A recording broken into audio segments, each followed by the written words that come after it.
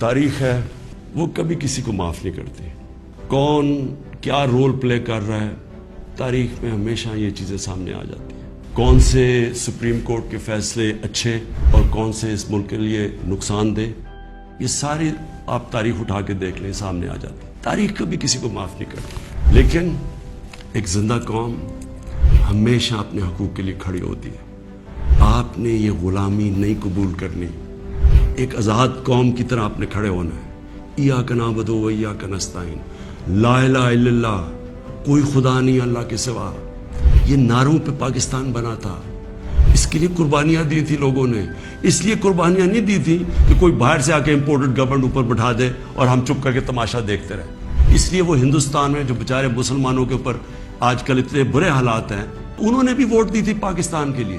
انہوں نے اس لیے نہیں دی تھی کہ ہم آ کے ایک امپورٹڈ گورنمنٹ کے نیچے ہم بیٹھ جائیں اور ہم جی حضوری کریں اور ہم کہیں جی ہم تو بیگرز آر ناٹ چوزرز.